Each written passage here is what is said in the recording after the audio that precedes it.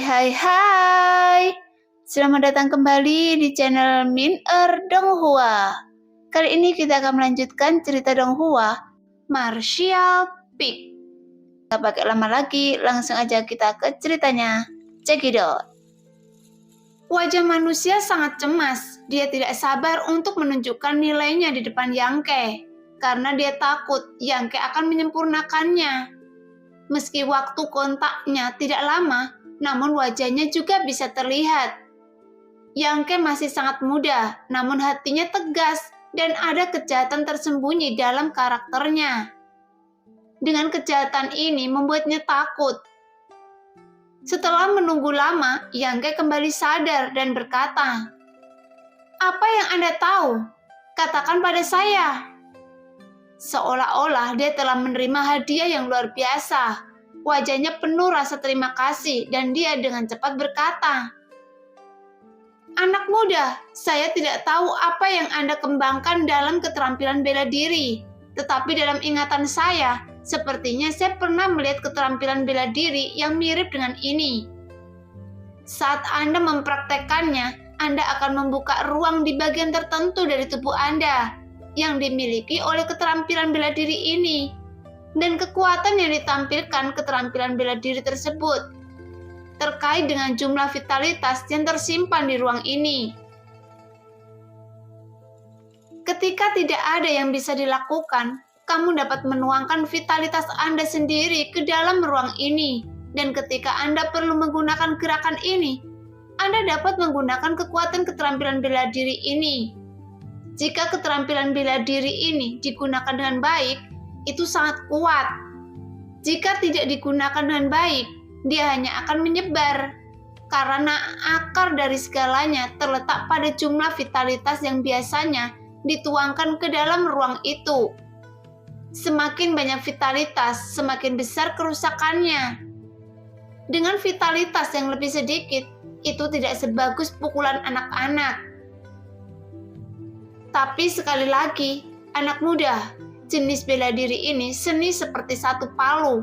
Ini juga merupakan cara untuk menyelamatkan nyawa dengan menukar akumulasi kerja keras yang biasa dengan ledakan instan. Wajah manusia dengan cepat menyelesaikan apa yang dia ketahui. Dan kemudian dengan patuh menutup mulutnya. Senyuman muncul di wajah Yangke. Apa yang dia katakan mirip dengan apa yang dia temukan, namun lebih komprehensif, sehingga beberapa bagian yang saya tidak mengerti bisa dipahami. Apakah dia menggunakan penebusan dosa yang biasa untuk dikumpulkan dengan imbalan ledakan sesaat?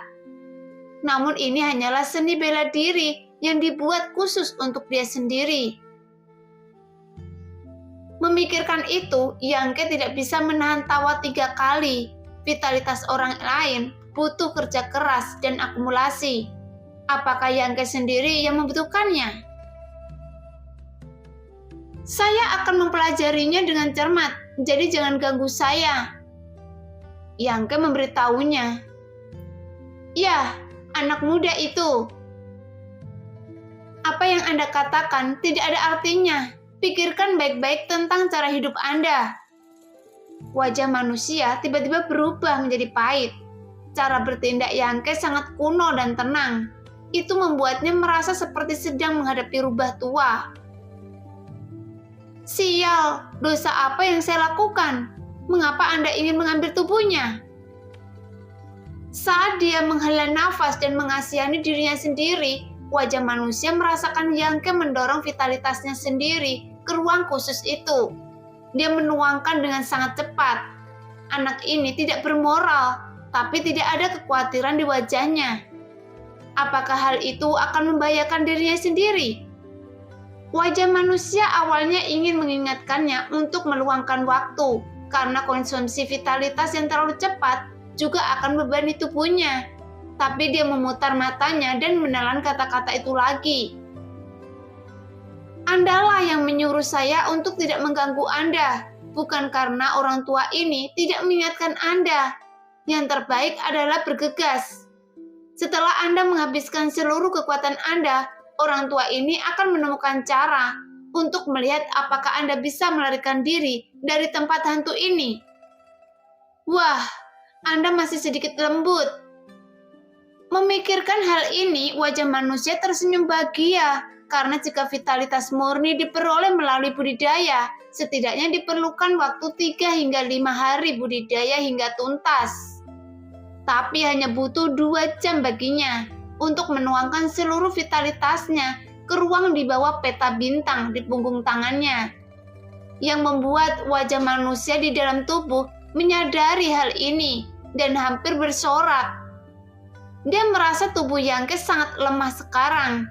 Vitalitas di nadinya telah hilang, dan ini adalah kesempatan besar baginya untuk melarikan diri dari tempat ini. Saat dia hendak bertindak, dia tiba-tiba berhenti karena dia menemukan bahwa meridian di tubuh Yangke yang semula kosong menjadi penuh kembali dalam sekejap.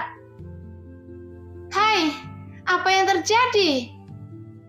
Wajah manusia hampir gila karena situasi aneh ini berada di luar pengetahuannya. Mungkinkah karena saya disegel selama bertahun-tahun dan sekarang saya gila hingga mengalami halusinasi? Tidak, perasaan barusan begitu nyata. Anak ini telah kehilangan seluruh kekuatannya. Bagaimana dia bisa pulih dalam sekejap mata? Saya pasti salah melihatnya. Wajah manusia itu menghibur dirinya sendiri dan kemudian berkonsentrasi mengamati gerakan Yangke. 2 jam kemudian, vitalitas dalam tubuh Yangke menghilang sepenuhnya lagi, dan peta bintang di punggung tangannya mulai berputar sesuai dengan hukum yang tidak dapat dijelaskan. Wajah manusia bersumpah demi jiwanya sendiri. Kali ini sama sekali tidak ada yang salah. Vitalitas anak ini memang sudah terkuras seluruhnya dan tidak ada yang tersisa. Setelah hampir 2 jam mengamati, dia mengetahui keberadaan setiap gumpalan vitalitas Yangke. Jadi dia tidak mungkin salah. Namun perubahan di saat berikutnya membuatnya tertegun. Dia kaget saat itu juga. Meridian Yangke yang awalnya kosong sebenarnya sudah penuh kembali. Seolah-olah vitalitas dalam tubuh Yangke tidak ada habisnya. Wajah manusia terkejut, meskipun dia tidak dapat mengingat banyak hal, dia masih memiliki akal sehat yang paling dasar. Tidak peduli seberapa kuat seseorang, sangatlah mustahil untuk memulihkan vitalitasnya yang menghilang begitu cepat. Jika semua orang melakukan ini, bukankah dunia akan kacau balau? Keterampilan bela diri macam apa yang dia latih? Bagaimana bisa memiliki efek yang menantang surga?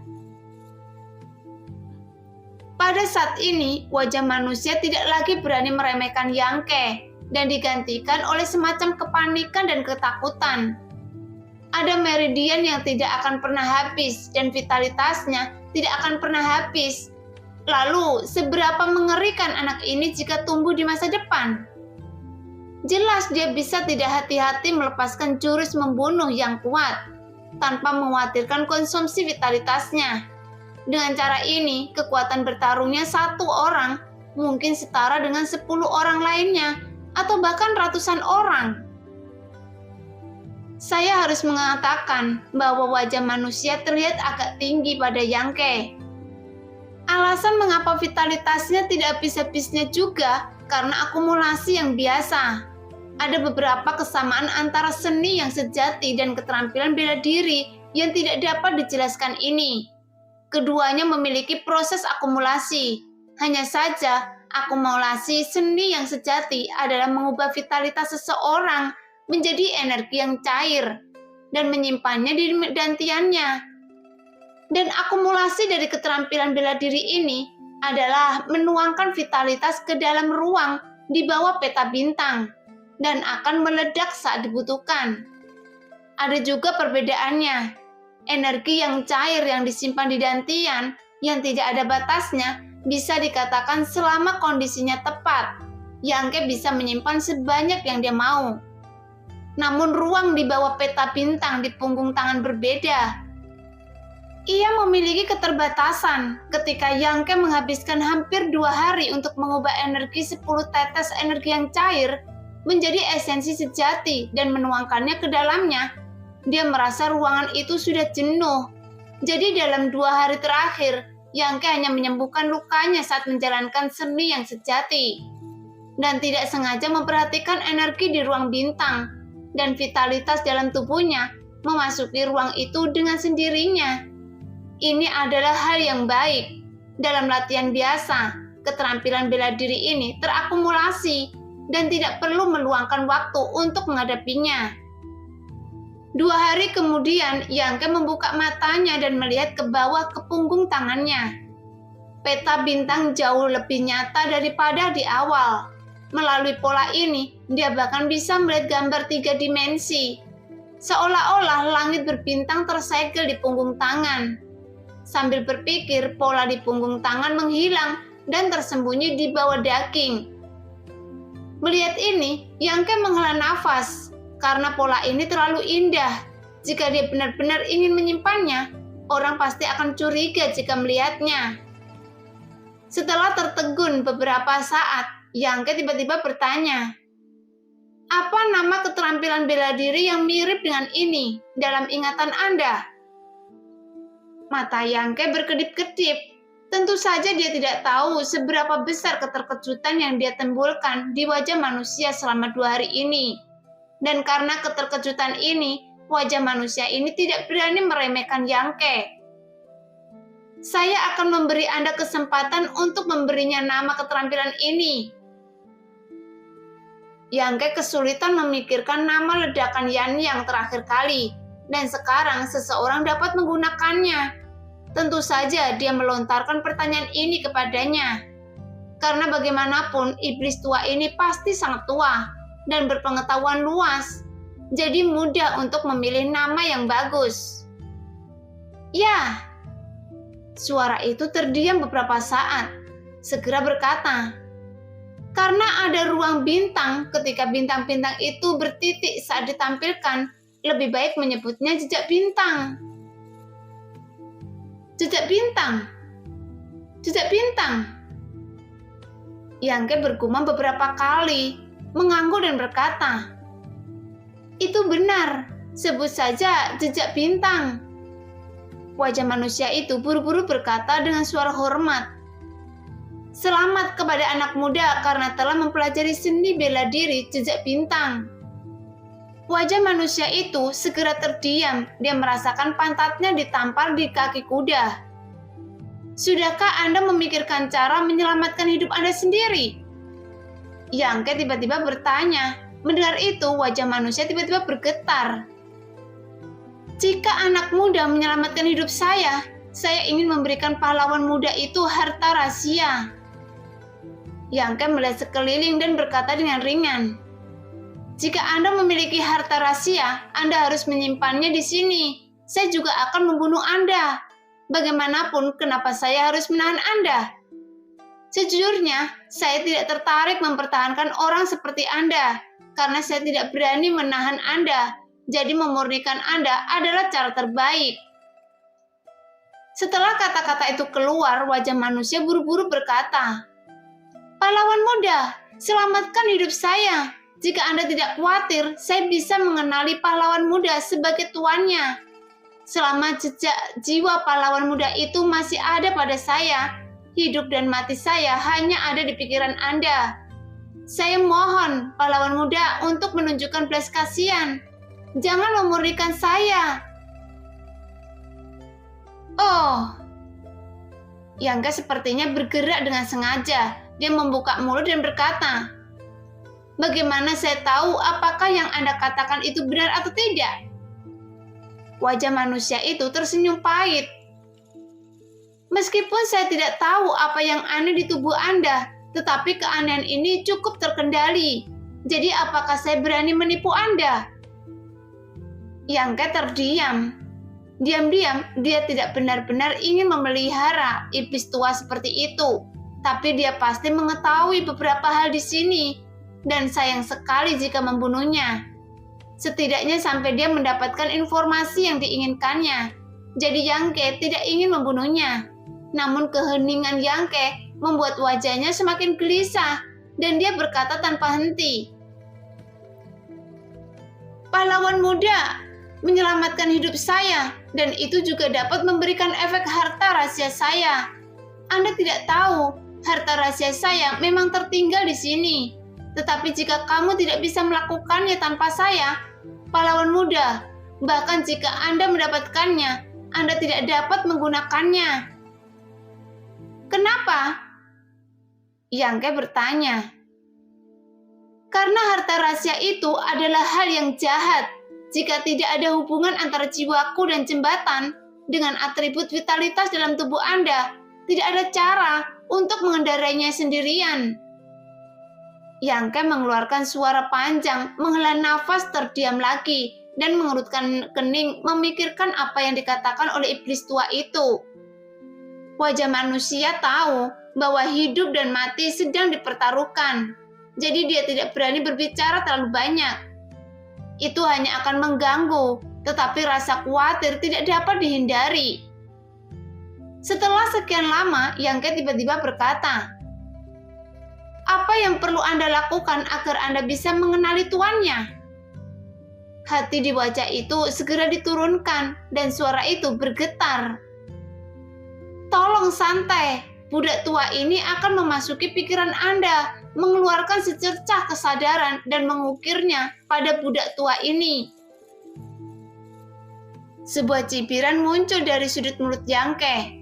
Jadi wajah manusia dengan cepat menjelaskan, "Tuan muda, kekuatan Anda belum mencapai batas kenaikan abadi, dan Anda tidak dapat menggunakan kesadaran ilahi Anda sendiri.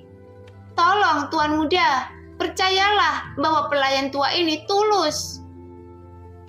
Yangke santai. Setelah selesai berbicara, wajah manusia diam-diam terkejut.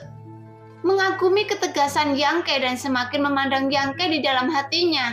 Jika dia adalah orang lain, saat ini dia hanya akan mengkhawatirkan untung dan rugi. Bagaimana dia bisa bertindak tegas seperti Yangke?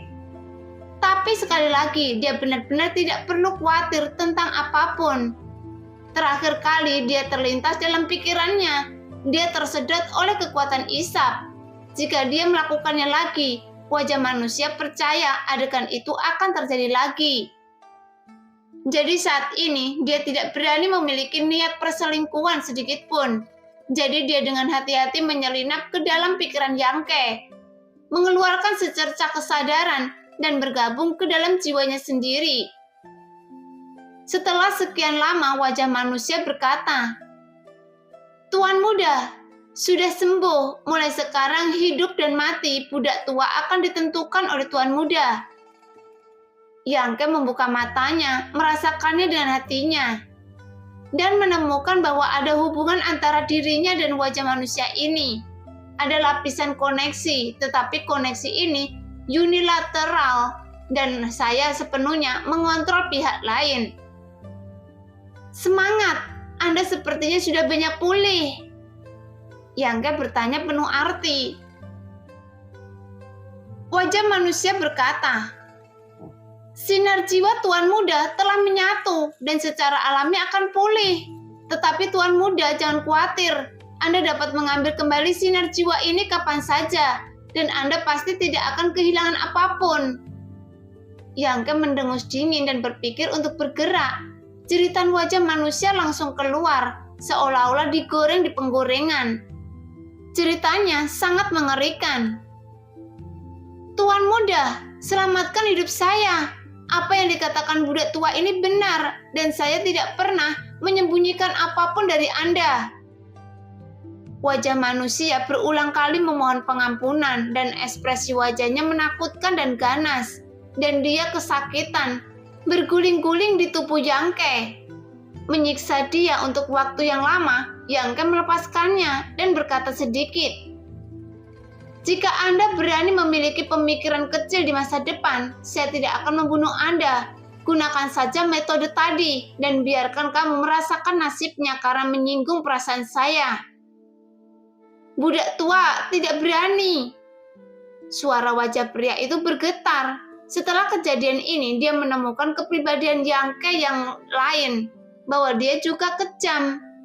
Setelah sepenuhnya menundukkan wajah manusia, Yangke merasa sedikit lebih nyaman. "Siapa nama Anda?" bagaimana saya bisa memanggil Anda di masa depan? Yangke bertanya. Wajah manusia itu merenung dan berkata, saya tidak tahu siapa nama budak tua ini, tapi samar-samar saya ingat seseorang memanggil saya iblis tua.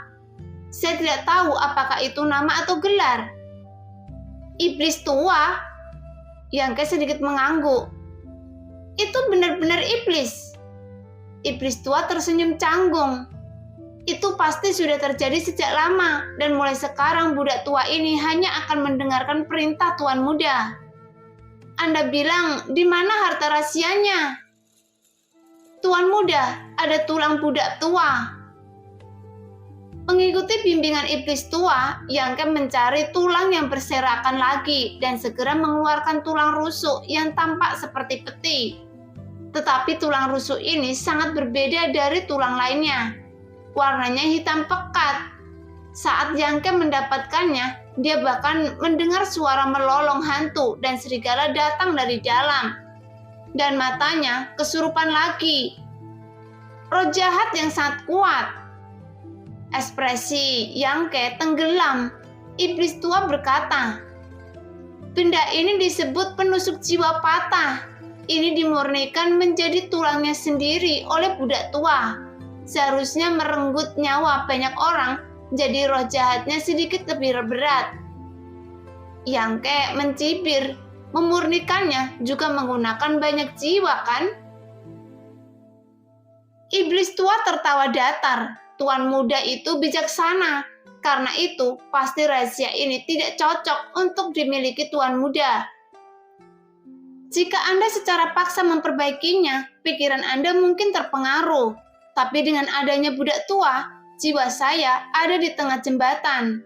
Jadi tidak perlu khawatir, namun perlu mengkonsumsi sedikit lebih banyak vitalitas.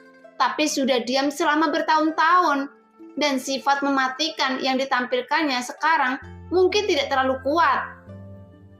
Yangke mengangguk sedikit, dan dia juga dapat merasakan bahwa harta rahasia yang menembus langit ini setara dengan harta rahasia serangan tingkat rendah di tingkat bumi. Itu sebenarnya tidak terlalu kuat. Jadi petarung yang lebih kuat dapat dengan mudah memblokir serangannya. Bagaimana cara mengumpulkannya? Iblis tua buru-buru mengajari Yangke metode menundukkannya. Butuh beberapa hari upaya sebelum Yangke mengambil harta rahasia hitam pekat ini. Untuk digunakannya sendiri, potongan tulang kering hitam pekat ini telah berubah menjadi aliran udara hitam, melilit ujung jari Yangke dan terbang berkeliling secara spiritual. Namun Yangke bisa merasakannya, ada hubungan samar antara harta rahasia dan dia. Tapi jiwa iblis tua itu juga bercampur di tengahnya. Setelah bereksperimen beberapa kali, Yangke sudah memikirkannya. Seperti dugaan Yangke benar, penusuk jiwa patah ini mungkin hanya bisa mengerahkan kekuatan harta rahasia tingkat rendah. Di tingkat bumi sekarang, apalagi penggunaannya memakan vitalitas yang cukup banyak. Karena harus melalui stasiun transfer iblis tua yang terbilang boros. Iblis tua berkata, Tuan Muda, jika Anda ingin memperbaikinya, Anda bisa, tetapi itu akan memakan waktu lama. Ketika dia mengucapkan kalimat ini, iblis tua sangat khawatir. Dia takut Yangke akan setuju, tetapi dia harus mengatakan, saya tidak akan memperbaikinya, itu akan berada di bawah kendali Anda mulai sekarang. Terima kasih Tuan Muda. Iblis tua bersyukur karena jika Yangke tidak memperbaikinya, itu berarti dia bisa tinggal di harta rahasia ini dan tidak lagi harus tinggal di tubuh emas Yangke. Untuk khawatir tentang rasa takut dalam tubuh emasnya karena iblis tua selalu merasa seperti sepotong daging di talenan, begitu tak berdaya dan sunyi. Mengambil gumpalan udara hitam dari ujung jarinya ke dalam tubuhnya, iblis tua bergegas keluar dari tubuh emas itu dengan tidak sabar dan menyembunyikan dirinya di dalam penusuk jiwa patah. Melihat sekeliling lagi, Yangke menemukan bahwa tidak ada yang lain kecuali manik yang memancarkan cahaya redup. Anda hanya punya satu harta rahasia ini. Yangke sedikit tidak puas. Iblis tua pasti sudah menjadi master semasa hidupnya.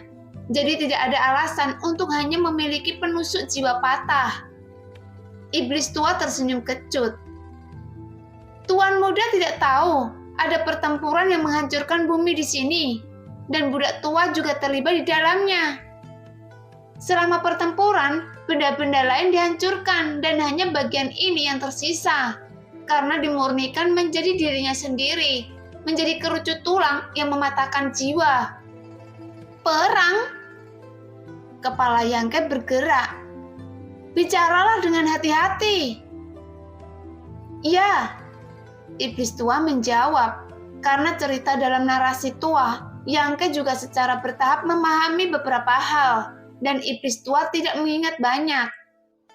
Hanya beberapa ingatan sporadis, tetapi jika digabungkan, mungkin dia terlibat dalam pertempuran besar tanpa alasan. Terlebih lagi, itu adalah pertempuran di mana banyak orang mengepung dua musuh. Kedua musuh tersebut adalah seorang pria dan seorang wanita. Pada akhirnya, seluruh pasukan hampir musnah dan pria dan wanita tersebut tewas di tempat ini. Budak tua itu melarikan diri dengan luka serius dan akhirnya mati di sini. Saya ingat. Suara iblis tua ragu-ragu dan panik. Ingat apa? Yangke bertanya dengan bingung. Ada naga, ada burung ponik, dan kombinasi naga dan burung ponik menghancurkan dunia.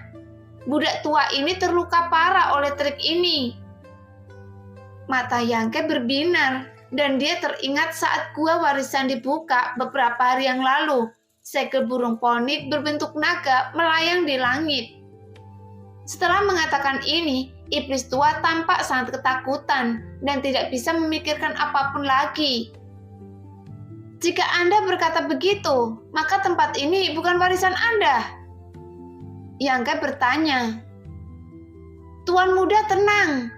Budak tua itu hanya mengatakannya dengan santai sebelumnya.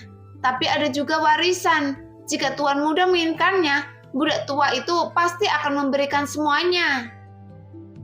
Tidak perlu, saya tidak tertarik dengan barang-barang Anda. Yangke menggelengkan kepalanya dengan cepat. Mendengar itu, iblis tua terpukul dengan keras. Meskipun dia tidak ingat apa identitasnya, tetapi dia adalah seorang ahli sebelum kematiannya. Saya khawatir banyak orang yang berlomba-lomba untuk menjadi muridnya.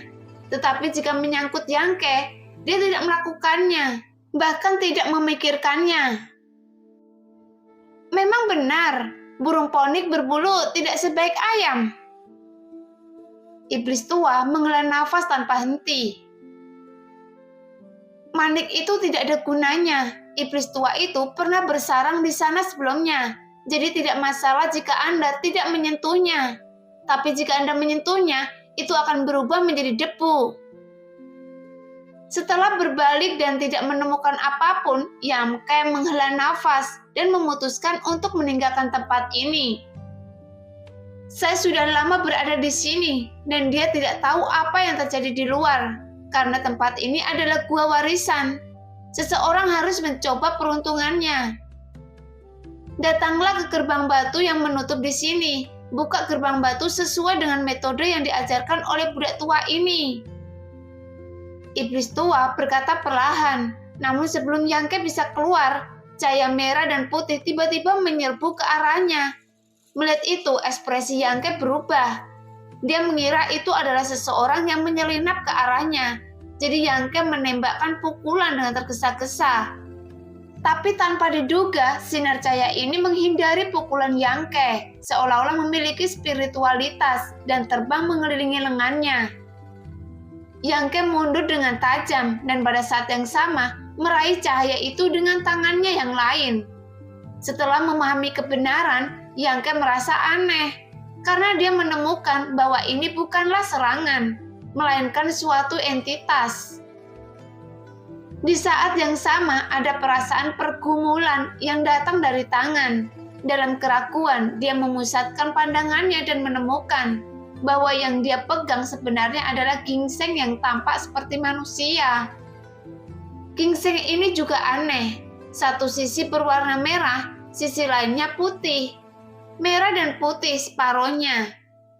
Namun Yangke dapat merasakan bahwa ginseng ini mengandung dua energi yang sangat berbeda. Sisi merahnya mengandung panas, sedang sisi putihnya dingin. Dan sifat-sifat yang saling menahan menyatu sempurna dalam ginseng ini. Membentuk tumbuhan unik surga dari bumi ini. Pada saat ini dia dicubit oleh Yangke dan fitur wajah yang terbentuk terdistorsi untuk sementara waktu. Tapi tidak ada cara untuk menghilangkan belenggu Yangke. Itu ginseng iblis Yin Yang. Seruan iblis tua terdengar. Anda mengenalinya? Yangke bertanya. Ginseng ini adalah harta karun misterius peringkat atas. Iblis tua terkejut, seolah-olah dia telah menemukan sesuatu yang luar biasa. Sebelum Yangke sempat bertanya apa yang sedang terjadi, tiba-tiba terdengar suara langkah kaki dari ujung lain gua. Seseorang datang. Ekspresi Yangke berubah serius, dan dia dengan cepat memasukkan ginseng yin yang ke dalam sakunya. Anehnya, setelah dimasukkan ke dalam dada, ginseng iblis yin yang tidak lagi meronta, tetapi tetap di sana dengan damai. Saat Yangke waspada terhadap siapa yang datang, sebuah suara yang dikenalnya datang dari sisi lain. Kakak, apakah itu benar-benar berjalan ke arah sini? Suara lain menjawab. Ya, di dalam gua ini benar-benar tersembunyi. Jika kita tidak melakukannya, kita tidak bisa mengejarnya. Kita mungkin tidak akan bisa menemukannya. Suara kedua orang itu serupa, keduanya dengan kualitas yang lembut. Kedengarannya seperti angin musim semi, menyegarkan. Yangke mengerutkan kening, dia mengenali siapa kedua orang ini, tapi dia tidak pernah menyangka akan bertemu mereka di sini. Banyak sekali bunga dan tanaman eksotik di sini. Sungguh, ini benar-benar panen yang tidak terduga. Jangan terburu-buru memetiknya. Ayo, masuk ke dalam dan lihat-lihat. Sambil berbincang, keduanya semakin dekat dan dekat. Yangke tidak mengelak. Pertama, dia mengenal kedua orang ini. Kedua, tidak ada tempat untuk bersembunyi di sini. Tidak lama kemudian, mereka berdua telah tiba lebih dari 10 kaki dari Yangke. Salah satu dari mereka melihat seseorang berdiri di depannya. Dia tidak bisa menahan diri untuk berhenti dan berkata dengan genit, "Siapa di sana?" Yangke terbatuk dengan datar dan terkekeh berkata, "Kalian berdua, kita bertemu lagi." Mendengar suaranya, salah satu dari mereka menghela nafas ringan, tetapi yang lain muncul dari belakang, menatapnya sejenak dan berkata dengan terkejut, "Yangke? Nona Mi'er?" Yangke mengangguk sedikit padanya dan berkata kepada orang lain, "Nona Jaer, sudah lama sekali." Kedua orang ini adalah saudara perempuan cantik dari geng pertempuran darah. Hujiaer dan Humeer melihat Yangke dapat mengetahui siapa di antara mereka berdua secara sekilas. Hujiaer tidak bisa menahan diri untuk tidak menatap alisnya. "Itu Anda bocah." Saat dia bertemu terakhir kali, Yangke mengatakan bahwa satu sisi pantatnya besar dan sisi lainnya kecil. Dan Hujiaer masih menyimpan dendam padanya sampai sekarang. Dibandingkan dengan kakak perempuannya, Humeir jauh lebih terkejut. "Mengapa Anda ada di sini?" "Saya menemukan tempat ini secara tidak sengaja." Yangke tidak menjelaskan lebih lanjut. Selama percakapan, kedua saudara perempuan itu sudah berjalan mendekat. Hujiaer menatap Yangke dengan dingin, mengangkat dadanya dan menarik kembali perutnya, dan mengangkat tinggi bokongnya yang bulat. Suara iblis tua terdengar di tubuh Yangke. Ada dua boneka wanita yang sangat mirip di dunia. Yang lebih langka lagi adalah mereka bukan kembar. Tuan muda, jika Anda menggunakan tubuh mereka untuk mengolah hua luang, pasti akan mendapat 2 kali lipat hasilnya dengan setengah usaha. Dan itu akan menjadi sukses besar dalam beberapa hari. Diam. Yangke menyampaikan sebuah pemikiran. Setan tua dengan cepat terdiam. Apakah kamu melihat sesuatu datang? Maier bertanya. Mendengarkan mereka berdua berbicara tadi, Yangke tahu bahwa mereka pasti datang ke sini setelah Yin Yang ginseng. Dan Yangke tidak menyembunyikan apapun. Dia mengangguk dan berkata, "Iya." "Di mana itu?" Hujaer bertanya dengan tergesa-gesa. Yangke menunjuk ke dadanya. Kedua saudara perempuan itu berkedip bersama, dan Hujaer berkata, "Anda menyimpannya?" "Iya, saya tidak tahu kenapa, tapi sangat sunyi ketika diletakkan di dada." Hujaer menarik nafas dalam-dalam, dadanya yang montok, bangkit dan jatuh. Dia sekarat karena amarah. Bersama adik dengan perempuan, saya mengejar benda aneh itu hingga beberapa bukit. Akhirnya menunggu sampai masuk ke dalam gua dan mengejarnya di sepanjang jalan. Namun saya tidak menyangka akan ditangkap oleh kakak Yangke terlebih dahulu. Jadi, kenapa tidak ada hal baik saat bertemu dengannya? Hujaer mengatupkan giginya saat memikirkan hal ini. Dengan kekuatannya, jika dia benar-benar ingin merebutnya, dia bisa merebutnya. Tetapi Hujaer tidak ingin melakukan ini. Dia tahu bahwa saudara perempuannya merasa sedikit bersalah terhadap bocah ini. Meskipun dia tidak tahu apa yang terjadi di antara mereka. Jika memang ingin meraihnya dengan keras, sang adik pasti akan menghentikannya. "Tidak apa-apa jika kamu menerimanya." Seperti yang diharapkan Maier tidak menganggapnya serius, tetapi merasa sedikit lega.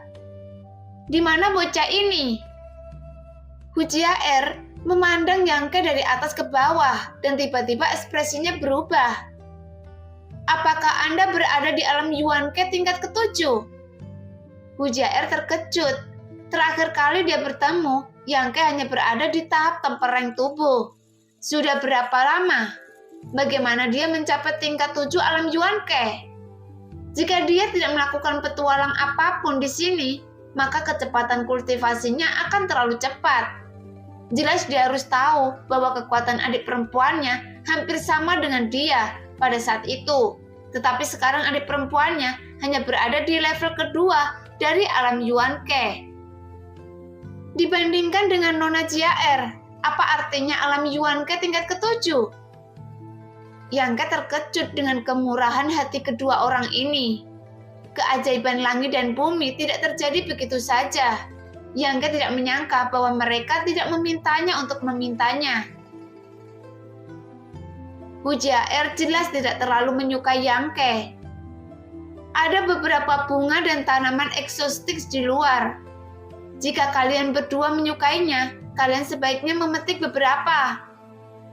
Yangke juga tidak ingin berhutang budi pada mereka. Ginseng iblis Yin yang ini adalah keajaiban di dunia, dan nilainya seharusnya jauh lebih tinggi daripada bunga dan tanaman eksotis di luar. Karena dia mengambil ginseng iblis Yin yang mereka temukan pertama kali, dan menggantikannya dengan bunga dan tumbuhan eksotis di luar. Terserah Anda untuk mengatakannya. Hujaer memelototinya. "Kakak." Maier memperhatikan sikap kakaknya terhadap Yangke dan mau tak mau menggoyangkan lengannya. Oke. Hujaer tidak punya pilihan selain melihat gua di belakang Yangke dan berkata, "Jangan terburu-buru mengambil barang-barang itu. Saudara perempuan kita telah berlari selama beberapa hari dan kita harus menemukan tempat untuk pulih. Anda bantu kami awasi sebentar." "Oke, kalian berdua bisa melakukannya sendiri." Saat dia berbicara, dia menjauh. Hujaer dan Maier berjalan bergandengan tangan. Yang terakhir tersenyum pada Yangke dengan senyum manis dan sedikit permintaan maaf. Setelah memasuki gua, kedua saudara perempuan itu melihat sekeliling. Mereka sedikit terkejut dengan tulang mati iblis tua. Tapi segera, pandangan mereka tertuju pada dinding batu di sisi kiri pada saat yang bersamaan. Kedua pasang mata indah itu menjadi bermartabat saat ini, menonton tanpa berkedip. Yangke bingung dan mengikuti pandangan mereka ke arah dinding batu, tetapi tidak menemukan apapun. Apa yang Anda lihat? Setelah mengamati dalam waktu lama, Yangke merasa sedikit aneh. Tidak ada kata-kata atau bunga di dinding batu. Mengapa mereka terlihat begitu fokus? Tapi tak satu pun dari mereka menjawab, seolah-olah mereka semua terserap ke dalam dinding batu. Yangke mengerutkan kening, tidak tahu apa yang terjadi. Dia telah tinggal di sini selama berhari-hari, dan tidak ada yang terkenal di dinding batu itu. Setelah menunggu lama, kedua kakak beradik itu tiba-tiba duduk bersila, memejamkan mata secara bersamaan dan bermeditasi seperti ini.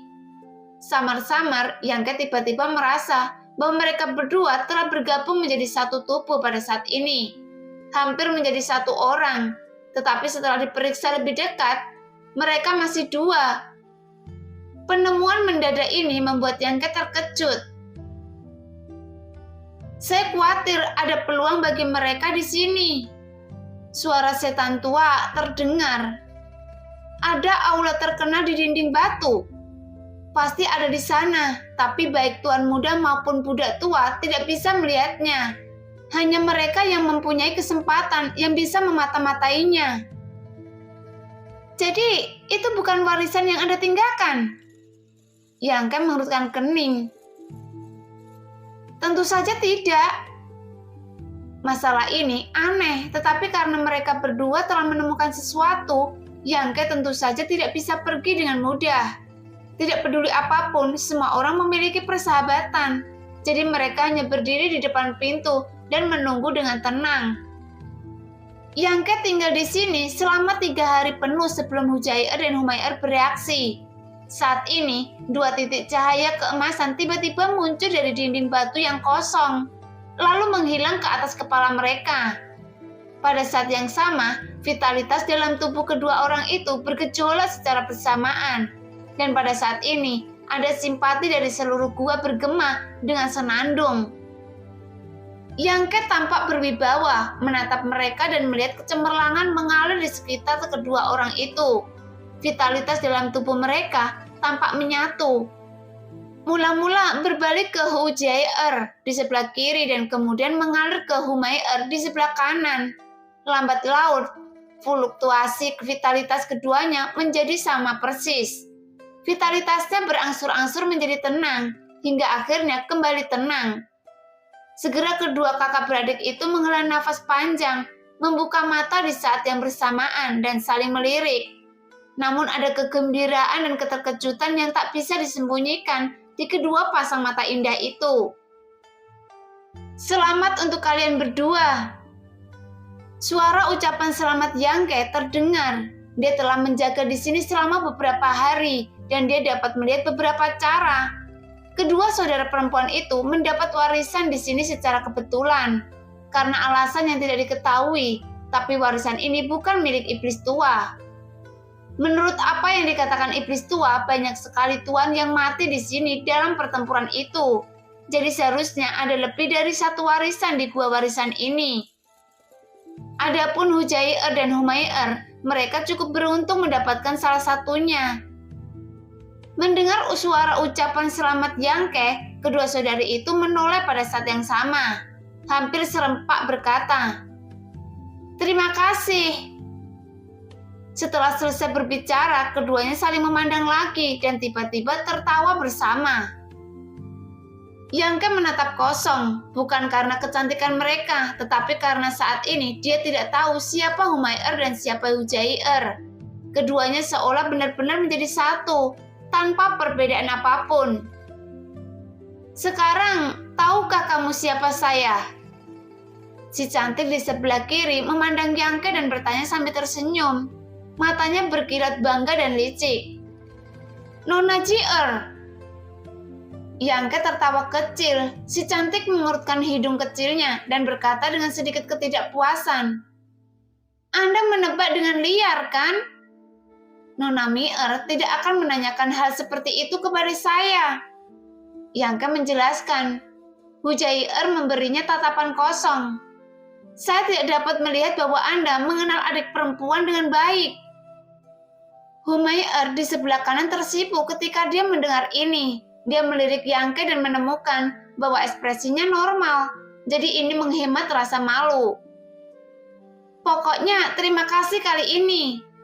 Hujaier tersenyum manis. Ketika Yangke menjaga mereka, seluruh pikiran mereka tenggelam dalam peluang, dan mereka tidak memiliki perlawanan sedikit pun. Jika dikatakan bahwa Yangke memiliki niat jahat terhadap mereka pada saat itu, tidak satupun dari kedua saudara perempuan ini yang dapat melarikan diri. Namun dari awal hingga akhir, Yangke hanya menjaga pintu dan tidak bergerak. Mereka belajar selama 3 hari, dan Yangke berdiri di sana selama 3 hari. Mungkin karena alasan ini, Hujaier memandang Yangke dan tidak bisa menahan rasa senangnya. Dan nadanya lebih lembut dari sebelumnya. "Bocah ini tidak begitu penuh kebencian," pikir Hujaier dalam hati. "Sama-sama. Ayo pergi dari sini dulu." Yangke ingin keluar beberapa hari yang lalu dan telah lama tertunda oleh kedua orang ini, dan sekarang dia secara alami dalam suasana hati yang mendesak. "Ya." Keduanya mengangguk dan mengikuti Yangke keluar. Melewati tempat di mana bunga dan tanaman eksotis berada, kedua kakak beradik ini tentu saja sangat istimewa, karena hal-hal ini adalah kompensasi bagi mereka. Yangke tentu saja tidak ingin terlibat. Panen 1 ginseng iblis yin yang sudah cukup. Yangke telah menanyakan tentang efek roh langit dan bumi dari iblis tua, dan itu bisa membantu dirinya sendiri, karena ini mengandung yin dan yang qi yang dapat digunakan sebagai obat, alkimia, dan konsumsi. Namun fungsi terbesarnya adalah untuk meningkatkan kecepatan kultivasi diri sendiri.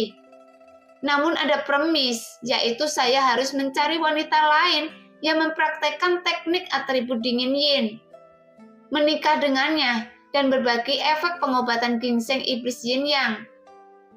Ketika dia dan wanita ini saling jatuh cinta dan keduanya bahagia, ginseng iblis yin dan yang secara otomatis akan berubah menjadi 2 untaian energi tersebar di tubuh dirinya dan wanita itu. Dengan efek pengobatan dari ginseng iblis yin yang, dia dan wanita ini memiliki satu pikiran. Dan ketika mereka berlatih bersama, kecepatan kultivasi mereka akan meningkat. Namun kondisi ini agak sulit. Tapi seberapa sulitkah menemukan wanita seperti itu di seluruh dunia? Karena itulah, ginseng iblis yin yang ini tidak lebih dari makhluk spiritual tingkat tinggi dengan tingkat misterius. Namun bagi pria dan wanita yang memenuhi syarat, nilainya tidak dapat diperkirakan. Ginseng yin yang hanya tumbuh di tempat aneh di mana yin yang saling berdampingan. Ia memiliki kedekatan naluriah dengan yin qi dan yang qi, dan Yangke memiliki seni yang sejati, dan tumbuhnya penuh dengan seni yang sejati.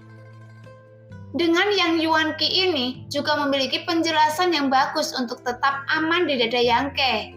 Selama 3 hari ini, Yangke juga mengirimkan setetes yang cair dan setetes yin yang ginseng menyerap yang cair. Ekspresi kenikmatan muncul di panca indera, dan dia semakin menolak untuk meninggalkan Yangke.